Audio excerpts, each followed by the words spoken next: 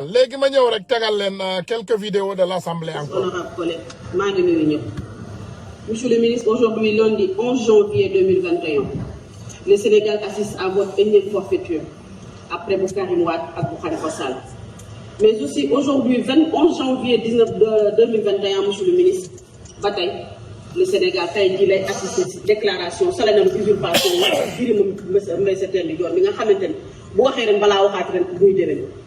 Monsieur le ministre, su ma la waxee ne la Birima nag dafa bëgg a substituer wu ci assemblée mooy que ni li mu wax jox leen ma am na état d'urgence loi moo la ko may loi tënk nga la ne la boo bëggee état d'urgence demal assemblée nationale ñu jox la ko tey nga ne déedéet damay xool nu mu ma neexee fu mu ma soobee ak nu mu ma soobee ma déclaré couvre-feu biir Sénégal loi ba doyagu ma maanaam yéen assemblée tekkiwu leen dara. loolu nag monsieur le ministre suñu ko gisee mooy que ni soit ñaari problème mooy am moom Birima dafa gëmatul assemblée nationale ak majorité mécanique bi mu fi am wala boog dafa wegatul askanu Sénégal bi nga xamante ni ñoo xëyoon fajar dem voté ji assemblée nationale les 165 représentants yi fi toog tey jii. monsieur le ministre loolu lépp nag bu ñu ko gisee mooy que ni problème am na te évoqué nañ ko la fois passée en commission wax ji leerul bëgg-bëgg bi leerul xam-xam bi tamit tënkuwul fenn su ma nee la xam-xam bi tënkuwul fenn nag mooy damay delloo si waat sama question concernant l'article 58 de notre constitution. Monsieur le ministre, vous m'avez servi une réponse, mais vous avez manqué de me convaincre. Parce que mise à jour, monsieur le ministre. Vous avez des techniciens, vous-même vous êtes un technocrate, vous êtes un magistrat. tey yaakaar naa ne bu la kenn liiralul sax yow ron ngaa mën ba nga xamante ni booy indi dara biir assemblée nationale lu ñu ubbi article 58 di fa fekk continuellement di fa fekk et de l'opposition mais daañu fa fekk loo xamante ni moom mooy nekk en rapport ak l'état d'urgence ak l'état de siège. monsieur le ministre yooyu nag bu ñu la ko waxee mooy que ni cacophonie bi ñu leen di yàgg di leen ko wax tout le temps moom lañ nekk di constater ba léegi te nag il est grand temps que cacophonie boobu arrêté.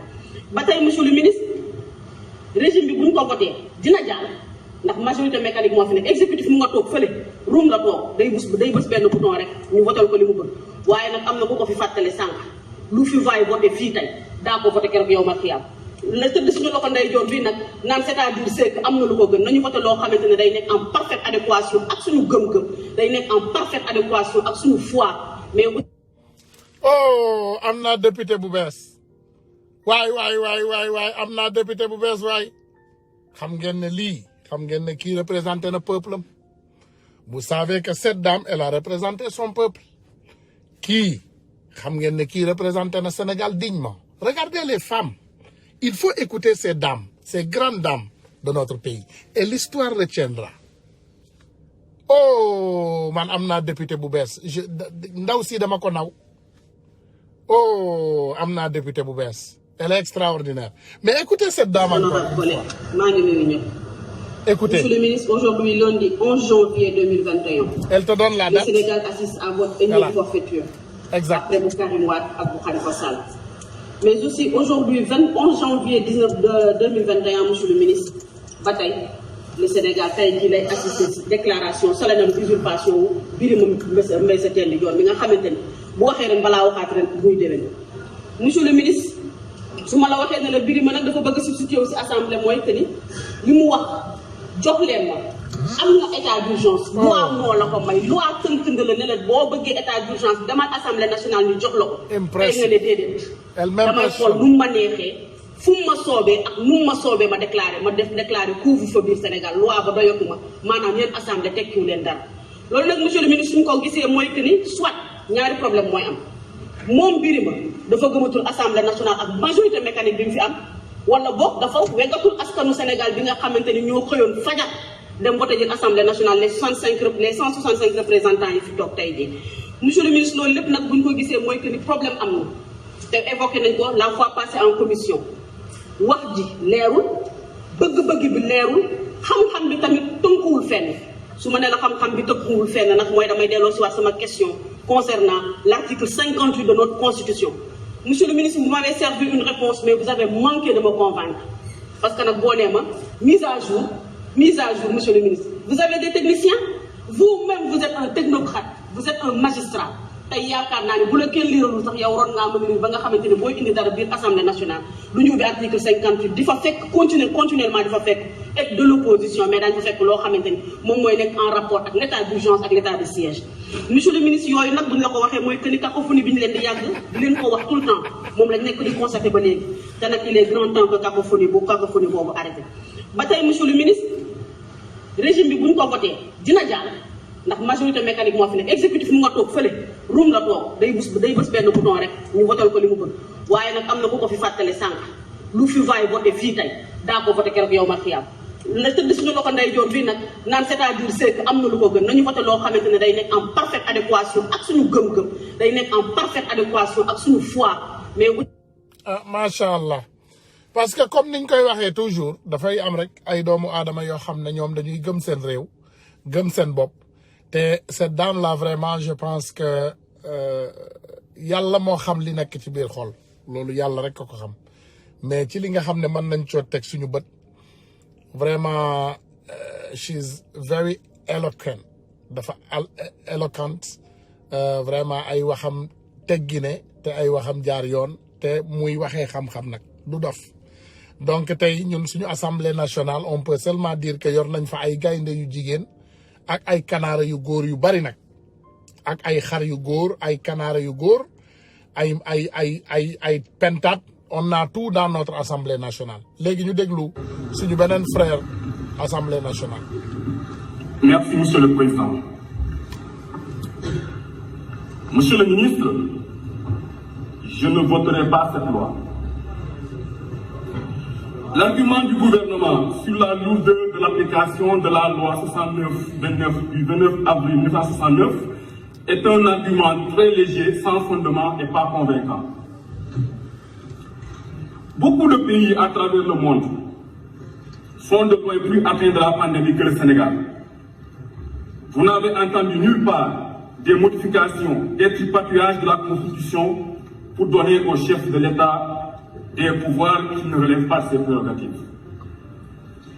Le Sénégal n'est pas à sa première épidémie. Nous avons connu des pandémies beaucoup plus meurtrières que la pandémie du coronavirus. Alors, il ne faut pas profiter de la pandémie actuelle pour étrangler notre démocratie. Le gouvernement a une volonté manifeste d'affaiblir l'Assemblée nationale. La preuve est que le gouvernement préfère, au lieu de faire face à l'Assemblée nationale, le gouvernement préfère faire des face-à-face avec la presse tous les 15 jours. Et nous estimons que c'est à l'Assemblée nationale que le gouvernement devait venir parler au peuple sénégalais. On constate que l'Assemblée actuelle n'a aucune utilité, puisqu'elle ne joue pas pleinement son rôle. Ce qui est inédit et grave dans ce processus de dépouillement des prérogatives de l'Assemblée nationale, c'est que ce sont les députés eux-mêmes qui votent les lois qui fragilisent l'institution. C'est seulement au Sénégal qu'on trouve des députés qui acceptent de voter des lois qui retirent les prérogatives de l'Assemblée nationale pour les attribuer au gouvernement. Ce Parlement mérite simplement la dissolution car elle n'a plus d'importance. Le peuple sénégalais a besoin d'un Parlement fort, au service des populations et non au service du chef de l'État et du gouvernement. Pour notre démocratie, il est impératif de veiller à l'équilibre des pouvoirs. Nous devons refuser l'instauration d'un État macrocéphale avec un exécutif qui s'accapare de tous les pouvoirs et qui affaiblit l'Assemblée nationale et le pouvoir judiciaire. Chers collègues, les Sénégalais nous observent. Mieux vaut être un député du peuple sénégalais que d'être un député de Macky Sall. Le pouvoir de Macky Sall est éphémère. Par contre, le peuple sénégalais restera toujours là éternellement. Monsieur le ministre, je viens à la question de l'audit du fichier. Il est dit qu'il y a des experts étrangers qui sont retenus pour l'audit du fichier. Mais il faut dire aux Sénégalais que les experts sont des sous-traitants du cabinet Era Baker Tilly de Ibra Joseph Bass. Parlons de ce cabinet, monsieur le ministre. Le cabinet Era Baker Tilly fut un cabinet qui a été actif dans le complot politico-judiciaire contre Karim Wade. Et ce cabinet était sous votre commande. Monsieur le Premier ministre, ce qui m'amène à dire que ce cabinet, qui n'a pas été partial, dans le fonctionnement de notre démocratie pour avoir été actif dans le plus grand complot politico-judiciaire ne peut être un cabinet fiable qui pourrait travailler en toute partialité sur la gestion de l'audit du fichier. Monsieur le ministre, vous êtes en train de piéger l'opposition dans l'audit du fichier avec ce cabinet ERA Baker Tilly. En réalité, ce cabinet avec lequel vous avez eu à travailler dans le passé en parfaite collaboration, pour nous, est un cabinet qui va servir de faire valoir, mais en réalité, vous serez aux commandes derrière ce cabinet. Et qu'on ne pourrait pas avoir un fichier lisible, un fichier bien assaini, un fichier fiable qui pourrait garantir la transparence des prochaines échéances électorales. Je demande à ce que l'opposition refuse le cabinet ERA Baker Tilly pour le du fichier électoral. Je vous remercie. Voilà, loolu cabinet boobu ñuy wax Antoine Diome daf ci doon partenaire donc cabinet boobu nee nañu moom mooy étudier suñu fichier électoral ak yeneen caaxaan yu bari yi nekk ci dëkk bi donc les mauvaises gestions sont à venir maanaam caaxaan yi Sénégal day yokku rek donc sénégalais yi restons vigilants parce que député yu mel nii am na assemblée nationale te ngeen bàyyi ko xel te ñu bari fa lool nag. man de foofu laay commencé ci sama tur Malaw mii député Macky Sall la man député Macky Sall la kon ñu li ñu sant dañ koy def 100%. waaw fii loi bu fi Macky Sall indi xëy na yéen a koy xool man du ma ko xool man bu ñu wote la rek ma yëkkati sama loxo. mu ne ñun liñ ñu sant rek loolu la ñuy def man député Macky Sall la buñ ma nee yëkkatil sa loxo rek ma yëkkati sama loxo. man député Macky Sall la déglu leen ko. li ñuy wax rek mooy wote rek la ñuy def man dama waxoon ne man wote rek laay def lu ñëw ma wote ko te wote woon nañ ko ci commission yi bon bii dañ koy wote rek am na ñoo xam ne duñ wote mukk waaye am na ñoo xam ne dañuy wote faw man ñooñu ci laa bokk man lu ñëw ma wote aw ma lu may laaj waxoon naa ko fi daaw fekkee déwén fekkee ren député Macky Sall la lu ñëw ma wote asalaamaaleykum wa rahmatullah. voilà monsieur le ministre. auzu billahi mina sheytaani rajim non man xam nga ndax nit ñi xam nañ ne sax yowmal xiyaam tamit am na maanaam comme doomu aadama bu faatoo dañ ko war a atte man xaw ma ndax jaar yi xam nañu loolu oh mais incroyable incroyable incroyable incroyable incroyable incroyable incroyable oh là là gars yi ma tegal leen vidéo bi ngeen déglu ko ça c'est à propos des vaccins bëgg naa ngeen déglu vidéo bi attentivement soo leen paree ñu laal ci affaire Assane Diouf sera devant le juge dans 3 jours. De quelle réflexion parallèle parle le professeur Camille Loche? Car si les Africains se méfient, c'est parce qu'ils ont encore en mémoire le sida qui est lié au vaccin contre la polio. Ok, gars, de quelle réflexion parallèle parle le professeur Camille Loche? Car si les Africains se méfient, c'est parce qu'ils ont encore en mémoire le sida qui est lié au vaccin contre la polio entre 1957 et 1960 en RDC. C'est ce que l'essayiste sénégalais Sirissi explique avec ce qu'il appelle la géopolitique des médicaments. La recherche et le développement se passent essentiellement en Occident. La production ou la fabrication des médicaments se fait essentiellement en Asie, particulièrement en Chine et en Inde. Maintenant, l'Afrique est le marché de commercialisation et le marché d'expérimentation de la médecine. En 2005, le chercheur en santé publique Jean-Philippe Chipot alertait déjà là-dessus. Attirés par la faiblesse des coûts et des contrôles, les laboratoires pharmaceutiques testent leurs produits en Afrique au mépris de la sécurité des patients. Face à la multiplication des accidents, certains essais ont dû être interrompus. Ce fut le cas notamment au Nigeria. Le laboratoire américain Pfizer teste le Trovan, un antibiotique destiné à lutter contre la méningite. 11 enfants sur 200 ont trouvé la mort et plusieurs autres ont gardé de graves séquelles cérébrales ou motrices. Mais qui autorise ces recherches et expérimentations? Ce sont nos pouvoirs publics, nos États. Maintenant, nos États et nos pouvoirs publics ne finançant pas la recherche, nos universités de plus en plus vont bénéficier des subventions des pays occidentaux pour pouvoir faire de la recherche. C'est le cas des 5 pays africains qui ont déjà autorisé le projet Afrocov. Ils vont bénéficier d'1,5 million d'euros de l'AFD pour appuyer leurs services hospitaliers. Mais cette aide est-elle gratuite? Pas vraiment.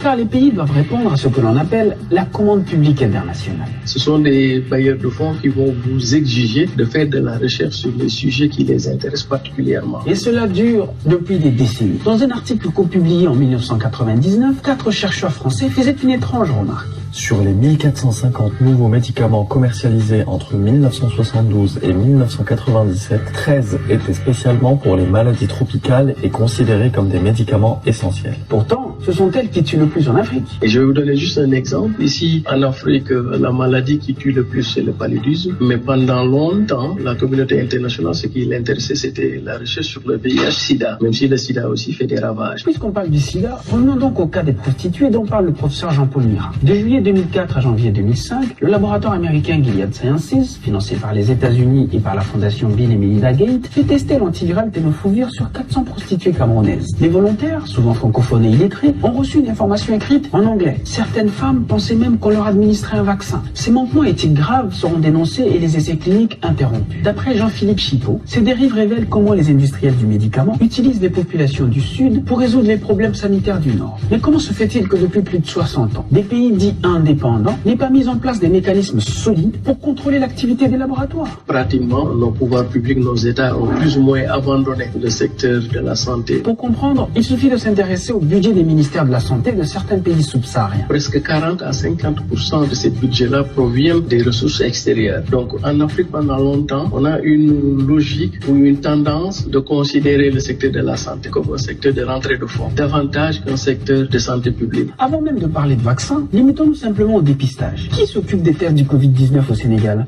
L'Institut Pasteur. Qui s'en occupe en Côte d'Ivoire, à Madagascar et au Cameroun? L'Institut Pasteur. Et qu'en est-il au Maroc, en Algérie et en Tunisie? L'Institut Pasteur. Et donc, pourquoi au lieu d'investir dans la recherche microbiologique, par exemple, 10 anciennes colonies françaises préfèrent encore confier cette tâche à l'Institut Pasteur, qui est un institut français? Nous pensons que le moment est venu de réhabiliter nos universités africaines pour pouvoir prendre en charge la question de la recherche. Mais il faudra faire aussi de la recherche en essayant d'intégrer la pharmacopée africaine par rapport à la médecine moderne. Cette pandémie ne serait-elle pas l'occasion pour l'Afrique d'apprendre une leçon vitale? Désormais, il faudra compter d'abord sur soi-même. Compter sur soi-même avant tout, compter sur soi-même après tout et compter sur soi-même par-dessus tout.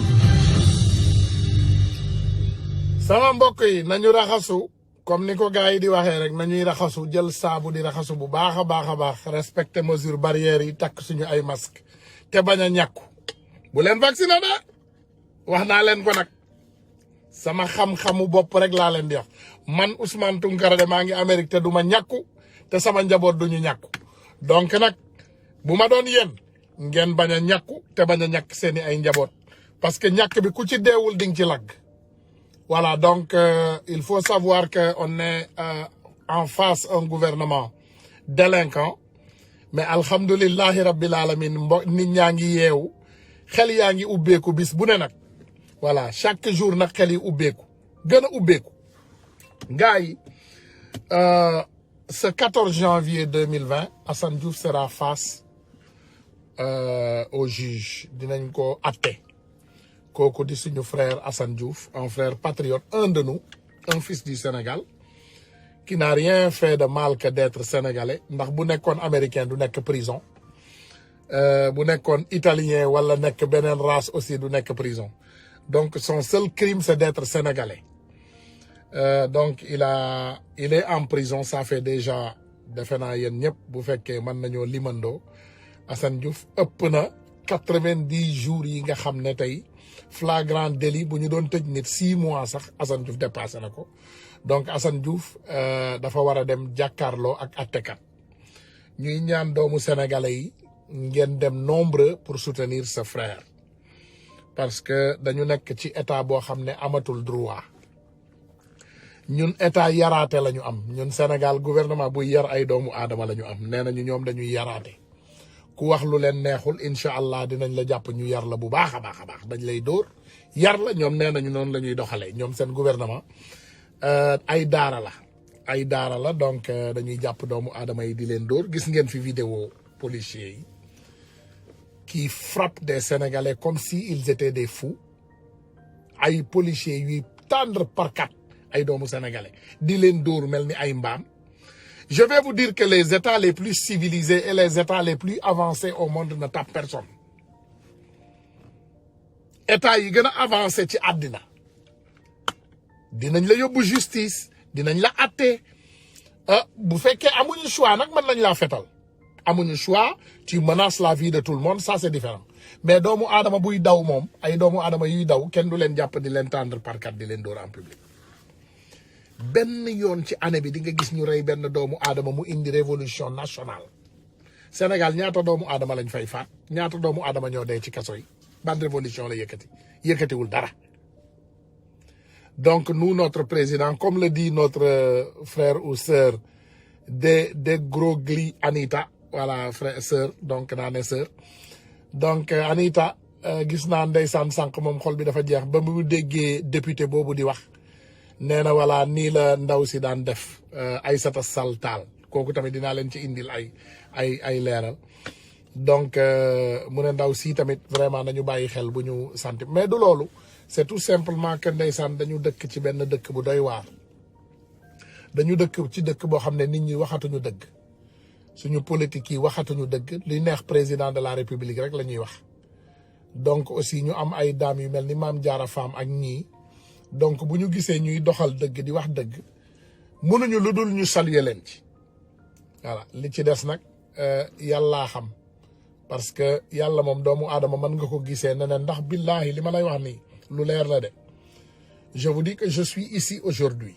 et ça fait quoi 3 ans un peu plus de 3 ans di waaj a dem ci ñeenti at amul appel bu ma jotul ci àdduna bi je vais vous dire ça je vous le garantis y a pas d'appel que j'ai pas reçu ci ñi gën a important ci gouvernement Macky Sall j'ai reçu tous les appels au monde j'ai reçu toutes les promesses des invitations des vraiment bëgg nañ la recevoir bëgg nañu waxtaan ak yow baab yi les grands babs comme on le dit j'ai reçu tout ça ça n'a pas marché donc mën naa leen ne yenn saa yi on a aussi des personnes dignes au Sénégal je ne dis pas que je suis parfait hein. Je ne suis ni parfait I'm not even close waa ana Tanor voilà Tanor bu ñëwee rek ma jël ko gisuma ko ah Tanor anamu Tanor bindal fii Sankaris Tanor je ne te vois pas boo bindee fii rek Tanor dinaa la gis Tanor dañu bëgg a dugal Tanor comme ça mu am ay leeral yum ñu indil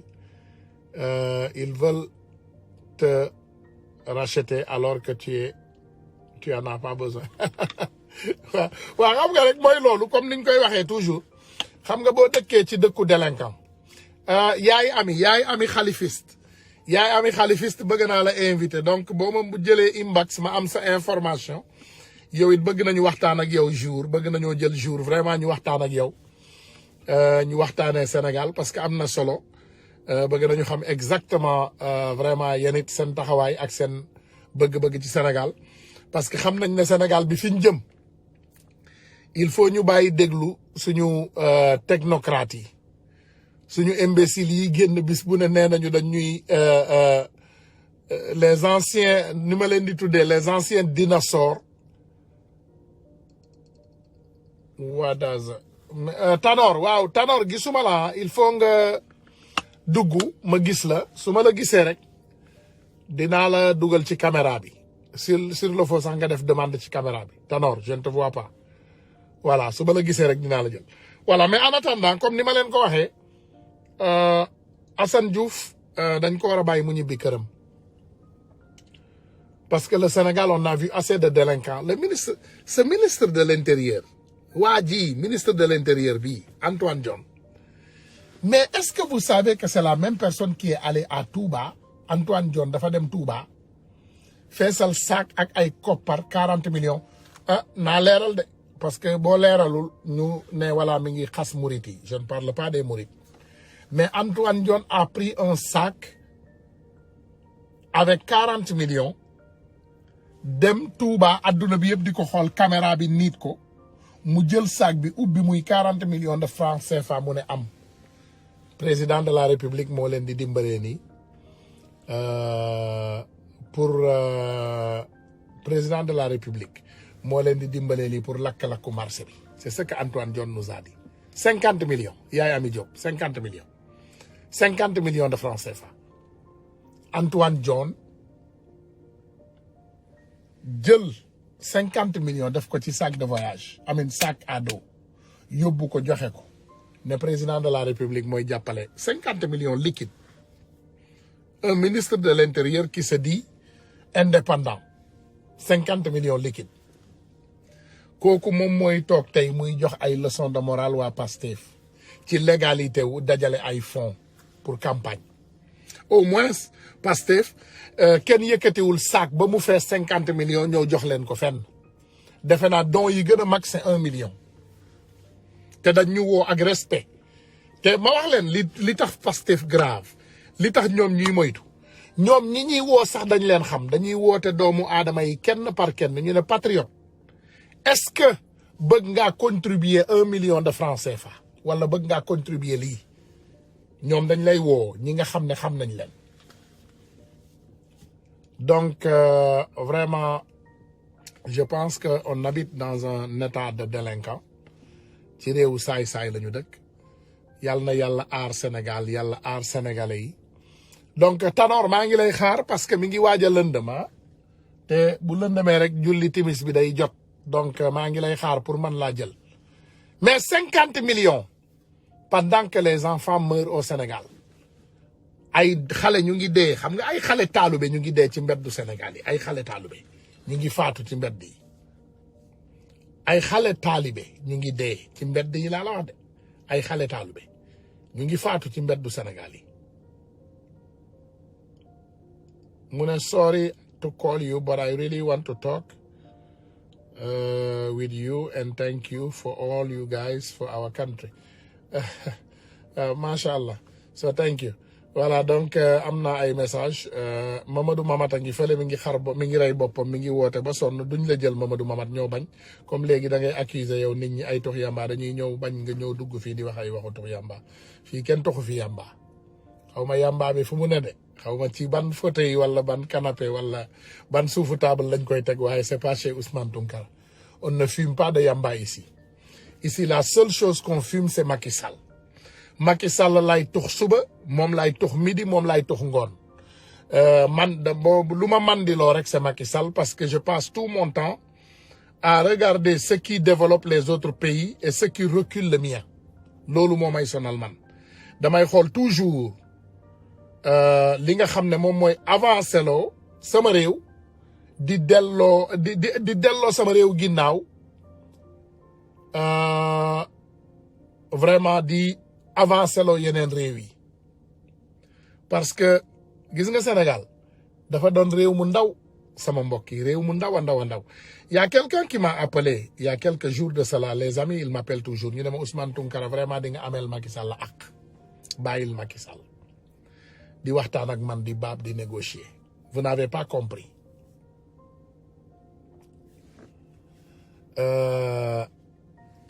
mu ne le yamba c'était une blague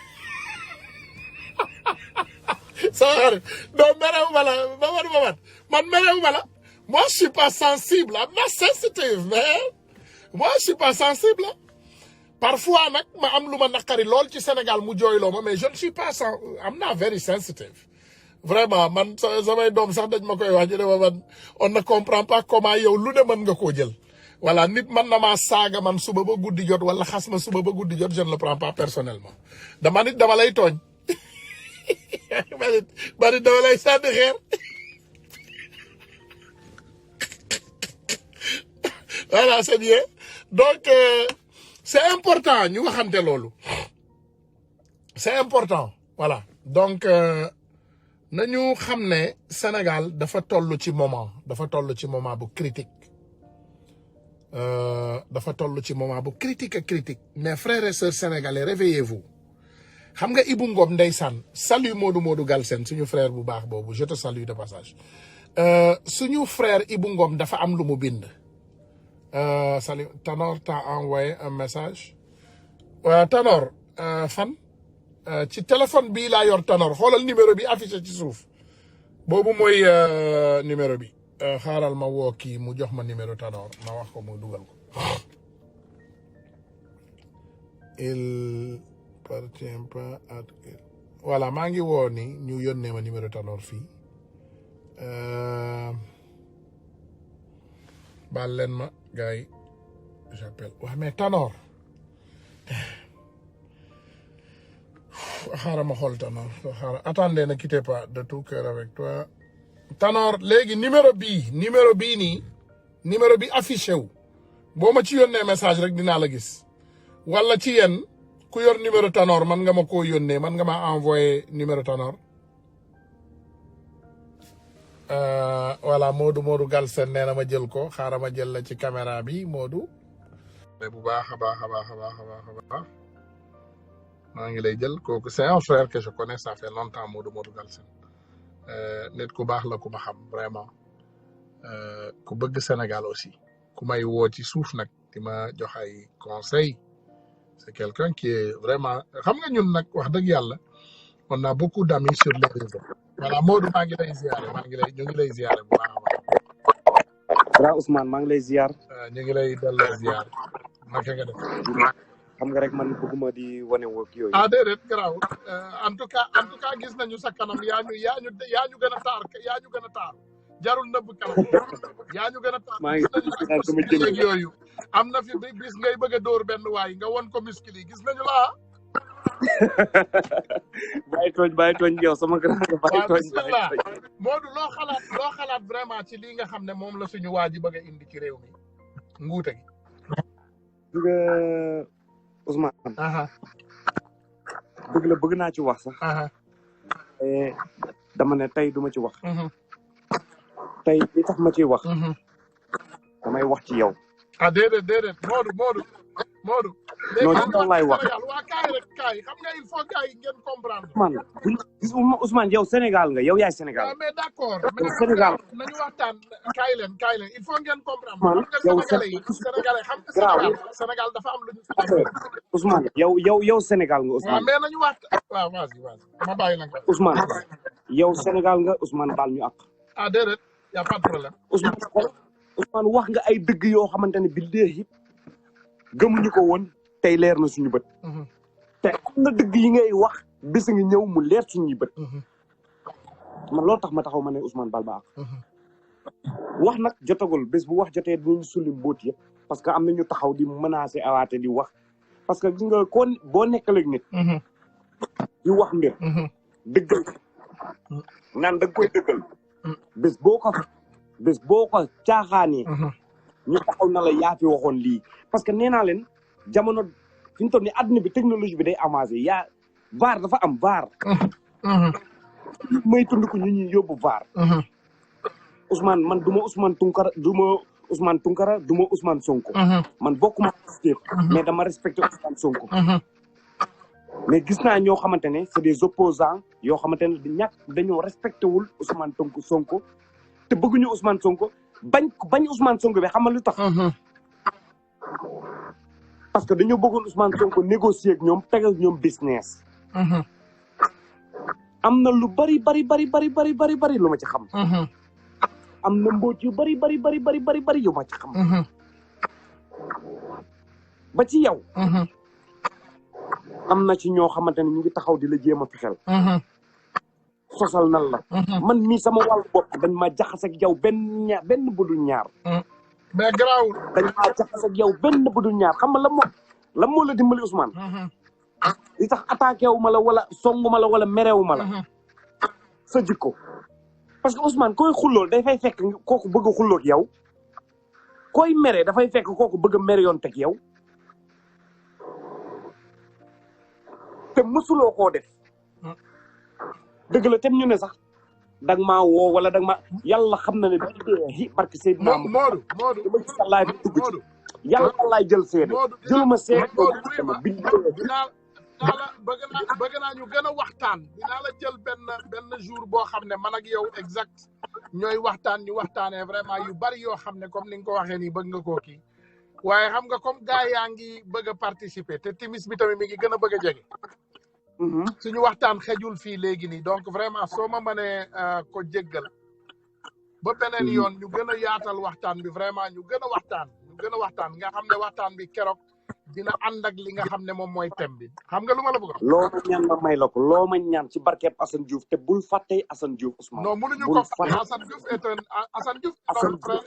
kenn fàtte man Assane Diouf. voilà billahi wallahi sama dund gi ginnaaw yàlla yonent sama ñaari waajur Assane Diouf laa jox bopp. jërëjëf Ousmane Tounkara toog cee topp. jërëjëf merci grand Modou jërëjëf merci.